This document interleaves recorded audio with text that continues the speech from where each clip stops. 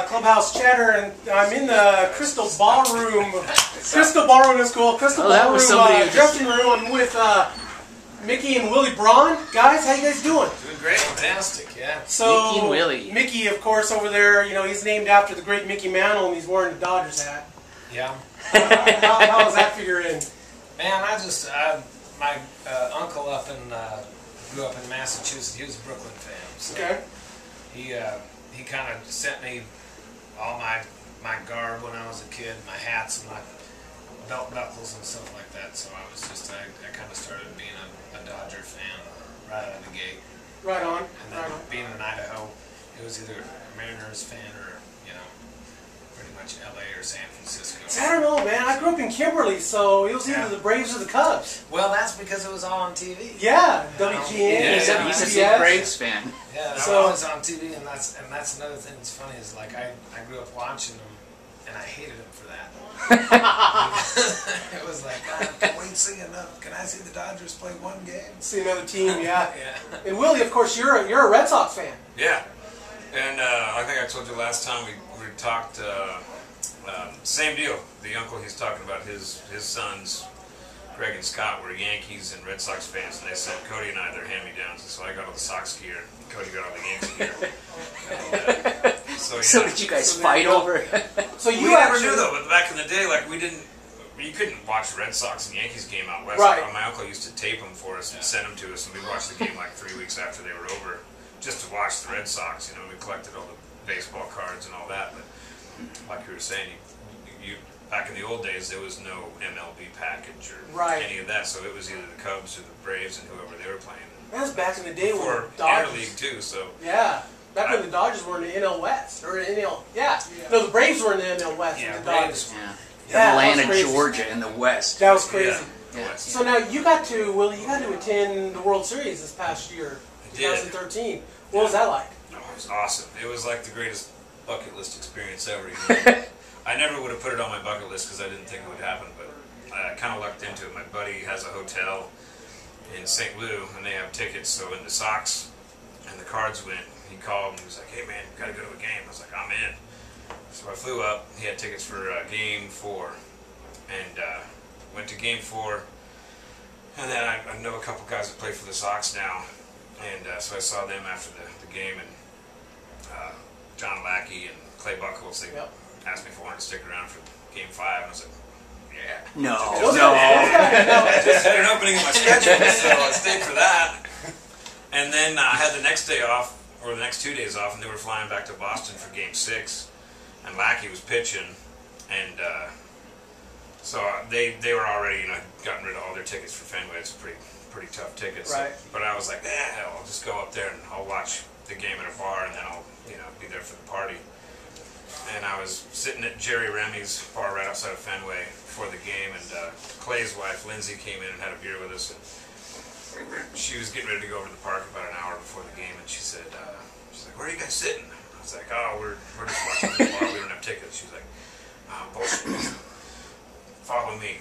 So she snuck us through the back where the players go in, and took us up to there's like this bar that overlooks the field. So got to watch Game 6 in the bar, and Lackey pitched. Everybody knows what happened. They won at home. Yeah. And then afterwards, I was with my buddy Mike, who's a huge Sox fan. And Lindsay came up and she's like, I only got one wristband for you, but I can only take you, sorry. And I was like, "Sorry, Mike." Love you, buddy. Bye. So I got to go down on the fan. field and like in the locker room, and they're spraying champagne and all that. That's an awesome feeling. Yeah, it was unreal. Like I couldn't have even ever imagined being able to do something like that. I've experienced the locker room celebration on the minor league, working in the minor league system and stuff like that. And then, when I was working with the Giants, Salem Kaiser out here, we won a title, and yeah, dude, it's amazing. And brought the trophy out here to Kaiser, so awesome. so that everybody could see it. So the World Series is on my bucket list, and I've actually almost attended it twice. Had the tickets, but the Giants, I used to be like a lower guy on the totem pole, so I'd get tickets to like 5, 6, and 7. So of course, Giants sweep the Tigers in 4. Right. Giants beat the Ranger in 5. Right. Norm doesn't get a go. Son of a bitch. That was why I asked when my buddy called about the St. Louis tickets. I was like, let's go to Game 4 because we know there's gonna be a Game 4. Right. You know, There has to be. So now, Reckless Kelly, you guys do a celebrity softball jam every year. Yeah. Down at, I believe, at the Del Diamond there in Round Rock. Mm-hmm. And tell us a little bit about that. Well, we get a bunch of our buddies in bands, like the Motorcars are there every year. Mickey's my shortstop. And, all these other bands from Texas. And we've got a few retired Major League players that come out and some other athletes and, celebrities. And we do a celebrity softball game on the field. And then after the game, we let all the fans come out on the grass. And we have a stage built out in the center field.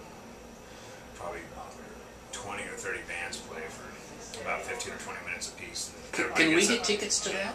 Oh yeah, That sounds great. It's a great time. It's a really cool thing, and then all the proceeds go to Little League. That's awesome. So we give all the money to those guys. We've been able to renovate a bunch of fields in the Austin area.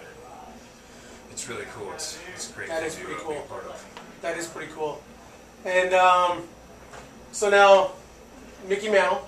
Mickey Mantle was your dad's favorite player, correct? Yeah, well, he actually, I think Yogi was his Okay. absolute fave. But, That's everybody's favorite. Nobody's gonna name their kid Yeah. Yogi. but So, yeah. he was, Mickey Mantle and Mickey Raphael were the Okay. two guys that I was named after. All right. But ball player and a great harmonica player, so the best harmonica player. So besides the bus breaking down between Seattle and Portland, how's the tour going so far? It's wonderful. We're 2 days in and we've only had one bus breakdown. So I miss you guys. I miss you guys at the Highway 30 Music Fest. I miss you guys at the Highway 30 Music Fest. I was originally scheduled to go and hang out with Gordy and Megan and having issues with my dad. In fact, Reckless Kelly's new CD, Long Night Moon, got me through a pretty tough time. Gordy had sent me a copy back in November, and we started having problems with my dad. My dad's a Vietnam vet, has PTSD, and just is really struggling. And that CD came at the right time. And I remember for like 2 weeks straight, that was it for me, and it really got me through a pretty tough time. And I hear Mickey Motorcars' new CD is doing quite well. It's doing really good, yeah. I haven't heard Chart the full thing yet. number 2 but on the country charts on That's pretty Billboard awesome. yesterday. That's pretty That awesome. was pretty Not bad. That's awesome. Not bad Bravo. when they produced it. So. Yeah. It must have been that production. So how does the songwriting work between you guys? Well, it's really simple. We're geniuses. Oh, you were the ones. Couldn't resist. I don't know. I think it's probably different every time. Sometimes I'll think of a line, sometimes I'll have a melody. Usually the two things kind of happen at the same time. I'll take a line and try to match it up with a melody that's been in my head or something. And I don't know. What I like to do is just save up ideas for, if I have an idea for a song or a hook or a good line or whatever, I'll just write it down or sing a little bit of it into a voice recorder. And then when I get 4 or 5 days off, I'll go somewhere out in the woods and shut the phone off and lock the door. Usually back home in Idaho. Yeah, that's where I've been going lately. So it's a pretty good spot. There's nothing like Idaho, man. Yeah, it's Especially where you guys are up there, Chalice area, where you guys are from, is God's country. it's beautiful. Twin Falls area, not so much. But Boise. it is though. It's home. Yeah. It's home, and my favorite song off Long Night Moon, of course, is Idaho. And it's home. Yeah. And it's It's about getting back up. About That whole getting back record's up. about getting back up there. Wrote the majority of it out of my place up there. So there's definitely a lot of Idaho in the record. right. Do you guys own property, like a big We parcel? do, yeah. Mick and I have a couple acres up there. He's got a couple acres across the road from my place, and he just started building the cabin, which is coming along. Yeah, but I could shoot him with a BB gun. Yeah. We're about Oh, okay. We'll edit that out. If I needed to. That's awesome. That's awesome. Now we're real close. It's right across. It's just nice to have a spot where we're both right there. Because when he goes up, I'm like, hey man, you mind going? I forgot to take the hot dogs out of the freezer. And then same deal. I go back up. That'll make it I easier forgot to. to close this and do that. And shut the gate. Yada yada. It's really nice to have family kind of right there in a nice little spot. That'll be easier for your family reunion too. Yeah, for sure. Yeah, we spend a lot of time up there doing that. Yeah, For sure. Do you guys do the family reunion every year or? Yeah. Yeah, the second week in August every year in Chapel. One of these days, man, I'm gonna make it up it's there a for blast. that. That's why Gordy keeps telling me about it. Oh, so You know, fun. and I remember, this is the first time, of course, I've met you guys personally. But growing up in Twin Falls, we'd catch you guys when you were traveling with your dad, and so I can remember around Labor Day, for Jerry Lewis Telethon, you guys would seem like every freaking Labor Day you guys would play like the Magic Valley Mall. Yeah. And Muzzy and the Boys. We did the grand opening. And I remember that. I remember, and I think what the memory goes was you guys were on Johnny Carson for the first time, and I can't remember what year it was. I would say like 90, 89 or 90. I think it was 87. But my grandparents. Well, it was 25 years ago. My grandparents. 89. The local paper in Chalice has a 25 years ago today section, and a couple months ago they had the article when we were on the Tonight Show. So. And the irony is the day after my birthday, which is tomorrow. Happy birthday. So 2 days from that. Oh yeah, the second time we were on it, Yeah. it was Mickey's 8th birthday. That's crazy. Does that seem So strange? you're gonna be 33 years old. Wow. Does that seem strange to see your own name, in a newspaper? It's like, oh well. I mean, and this is beyond your 15 minutes. And you say, wow. Well, it is when you look at it and it says it's 25 years ago. ago. That is weird. That'll make you feel old. I remember watching it from Rogerson, Idaho. My grandparents lived in Rogerson on 93, headed towards Jackpot. Yeah. And so, they were like, it was crazy because they were like 5 years into having an indoor bathroom. They actually had 2 outhouses. And Rogerson, Mark, is like 45 people. I mean, it's kind of like in the area where you guys are from. Yeah, Like my a parents little- still have 2 outhouses. Yeah, unincorporated, I mean, it's a town, but really not a town. And man, it was crazy. Yeah. So, But that kind of lends itself to your music, doesn't it? I mean, I kind think of so. the back. Absolutely. I don't It may think not so, like that. Yeah. Don't think about it, but it definitely all stems from there. so you sing national anthem at ballparks. Is there like a ballpark that you really have? How many have you hit now? We've got 11 down, and we're actually doing the Giants in a couple days when we go through San Francisco. So Nice, that's awesome. we'll get to that. Would be number 12. We're almost to the halfway point. Yeah. But- So your goal is to hit them all. Bucket Yeah. list deal. Yeah, we've That's got pretty awesome. Fenway and Wrigley out of the way already. So those are the 2 big. Fenway ones. been your favorite? Yeah, for sure. How about you? I've only actually done Rangers Stadium in Okay. Arlington. Okay. And did that, but the one great thing about it was the Red Sox were playing them, so I got to bring Mom and Dad down right after the reunion, so Yeah. Mom got to see her team and wear her socks. That's awesome. I was like, Mom, just wear Rangers stuff today. She was like, okay. Well, at least I'm you didn't, still going to wear some Red Sox. at least you didn't paint her face or anything. Right. Yeah. So I follow that was both a of you guys fun on Facebook, and and so I follow the little videos that you guys shoot. Going down to spring training, and I remember you being in Boston for the World Series, and I think it was a parking lot shot where you were looking over your shoulder and you had like this biggest shit-eating grin on your face. I mean, because it was a bucket list for you deal for you. You Yeah. could really tell. Well, yeah, man. Like I've said, I almost hate telling my Red Sox buddies because I feel like kind of an asshole, because I got to do, something that They did. not very many people got. My favorite team at home, my buddy pitching. They win the game, and then got to go down and hang out in the locker room and stuff. That's pretty So, cool. and then party with them all night in Boston, which is partying with the Sox in Boston. It's like partying with the Pope in Rome or something. Right, right. They own that town. Yeah. So your Dodgers are they going to make it, man? Are they going to win the West? They should win the West. They'll win the West. They should win the West. I think the They'll win Giants the are going West to for figure it sure. out. But, They got some we'll see issues. what happens with that. I love the team. I love the fact that we got down baseball Yeah. as our manager. And I really do like the team. I like most everybody on there. I think they're really good. And I I don't know. You know how baseball goes, man. You always think that when you pour all the money into it and you get all the right players, and it's like just, I think this is going to be the year, but then it usually doesn't end up being that way because of all Injuries, of that. whatever. So Yeah. It's called the Yankee syndrome. Yeah, exactly. I hope we're not just going to be another Yankee team for a couple of years. But I think we're due. Yeah, it's been since '88 since we won a World Series.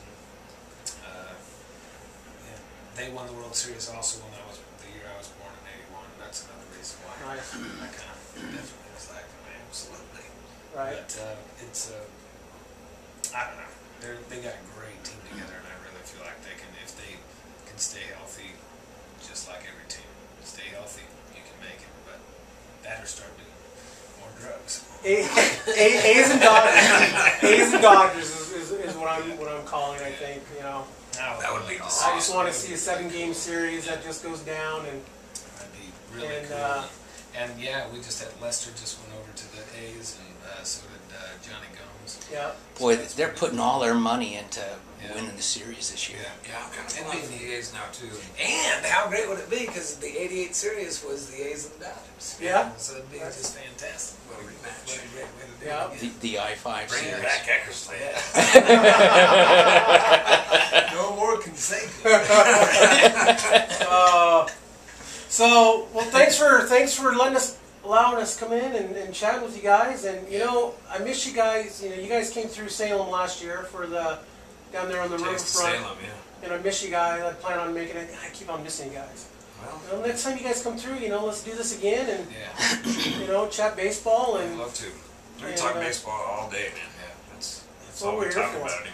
that's what we're here for. We love talking about baseball. And I'm okay. I love your music. And Gordy has brought me on as a fan. He introduced me to you guys a couple of years ago, and Awesome. both of the bands, and it's awesome. And keep doing a good job, you guys. Congratulations on Thank you. the success of the new album and you guys winning an Emmy Awesome. Oh, yeah. last was for Grammy. That's what it was for the art, for the design. Yeah, album cover. So that's not your first one. Well, we got nominated for our last album Okay. cover, but we didn't win a couple years ago. But this time we actually won, so it's pretty cool. Did you guys design the cover? I had the original concept idea for it, but we have these girls that do all the design work, It was Sarah pretty and cool. Shauna Dodds, and we give them an idea and they just kind of run with it. And they're really, really good at what they do, obviously. Yeah. So, I opened that sucker up and things just started coming out, man. A little flashlight, a little light. And- yeah, and- we It was didn't pretty think cool. we had a chance in hell to win because we were up against Jay-Z and Metallica and David Bowie. And we're like, man, there's no way. So we started getting calls the day of the award show. People telling us that we won. I was like, really? It's like, Nice. I was like, oh man, right now at this exact moment, Jay-Z, David Bowie, and Metallica are all going, who the fuck is this? Yeah, but what baseball team is David Bowie like? Come on. So Cody Canada is opening up for you guys. So Yeah. tell us a little bit about him. I mean, what can we expect? Great show, man. Great friends of ours, and their new band, The Departed. A couple guys from Ragweed are in there, and a couple new guys, and they're all just great people. And Great we're musician. gonna do a lot of jamming with with those guys, and they're gonna get up with us. We're getting up with Mick. We're all just gonna kind of make a big jam. So it's a family reunion every time you guys play together, isn't it? Yeah. That whole Texas music scene, I find it really interesting. I mean, there's some really good stuff coming out of there. Yeah, And they're everybody down there. It's a really tight scene. it seems like it's really competitive as well. Yeah. But it's a friendly competition. Yeah, exactly. Is it by city or is it just the whole state? It's the whole state for the most part. There's a lot of guys out of Oklahoma too that all come down and cover red dirt, and then they have the Texas music scene. Everybody just kind of, we love playing the same kind of music, so we just kind of morph at points, and we all go on the road together a lot. Like Cody was one of the first guys to take us out on the road when he was with Ragweed. It was really cool to have a band of that stature grab us and kind of put us under our wing and go out. They're just phenomenal guys.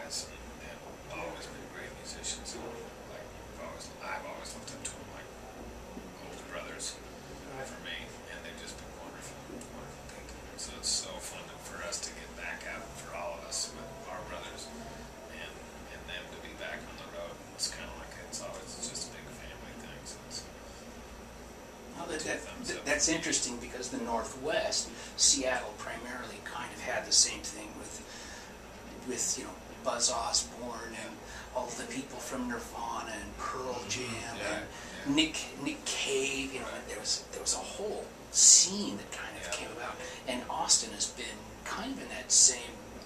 Yeah. You know.